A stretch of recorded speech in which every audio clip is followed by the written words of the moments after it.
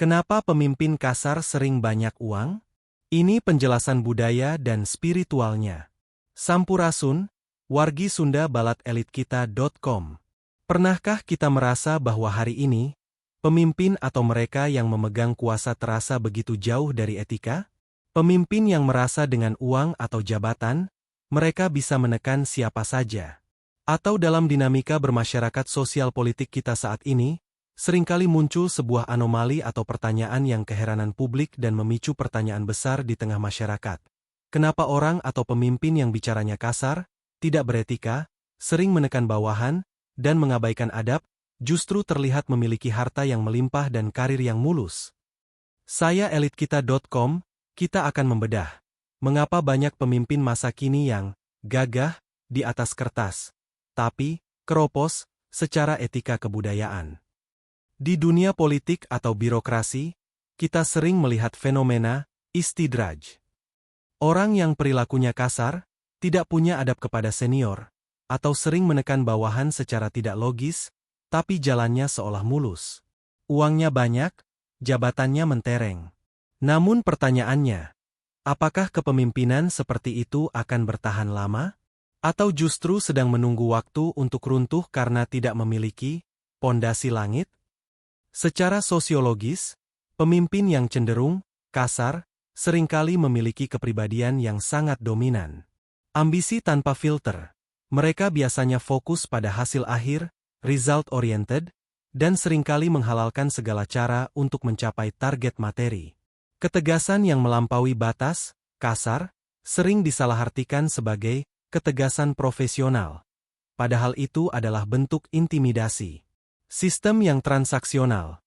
Di dunia politik dan bisnis yang tidak sehat, sikap kasar dianggap sebagai bentuk kekuatan. Hal ini memudahkan mereka untuk mendapatkan akses sumber daya melalui cara-cara yang menekan pihak lain, sehingga secara akumulatif, materi mereka bertambah dengan cepat. Leluhur kita di Jawa Barat sudah mewariskan konsep parigeuing. Apa itu? Parigeuing adalah kemampuan pemimpin untuk memerintah tanpa menyakiti, mengajak tanpa memaksa. Ada prinsip silih asih, silih asah, silih asuh. Silih asih, pemimpin harus punya kasih sayang. Sehingga semua orang yang ada di lingkungannya merasakan beradaannya baik secara rizki maupun etika dalam melaksanakan etika tupoksi kepemimpinannya. Silih asah, pemimpin itu mencerdaskan, bukan membuang orang yang punya otak encer hanya karena beda kepentingan lalu dibuang tanpa melihat loyalitas terhadap kinerja yang pernah dilakukannya. Silih asuh, pemimpin itu melindungi, dari semua aspek baik dalam menjalankan tupoksi kepemimpinannya maupun jaminan rizki keluarganya. Jika seorang pemimpin sudah kehilangan 3 prinsip ini, dia sebenarnya bukan pemimpin, dia hanya penguasa yang sedang memegang stempel.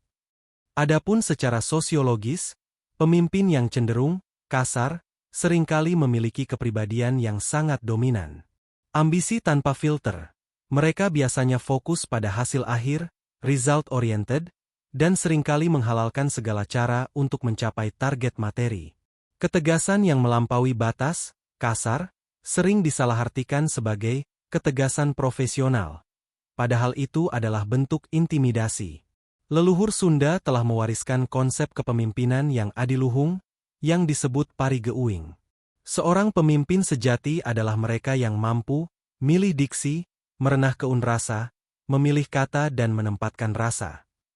Sehingga semua orang yang ada di sekitarnya merasa saling memiliki dan menjadikan sebuah kolektivitas yang saling menguntungkan.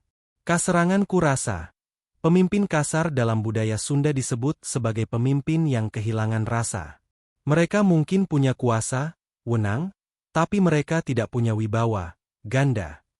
Akibatnya penghormatan yang muncul akibat dari rasa ketakutan tidak akan dibawa dalam kelompok atau gerbongnya dan ini bentuk penghormatan yang semu dan tidak akan bertahan lama. Etika versus harta. Dalam falsafah Sunda, kekayaan yang didapat dari cara-cara yang menyakiti hati sesama disebut sebagai harta yang heuras, keras, panas. Harta tersebut mungkin terlihat banyak secara fisik, namun tidak mendatangkan ketenangan, dan keselamatan. Kita sebagai pemimpin harus mampu melihat ketenangan yang ada di lingkaran sekitar kita.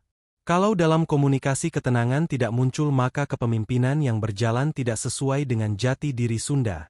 Cageur, bageur, bener, pinter, tur singer.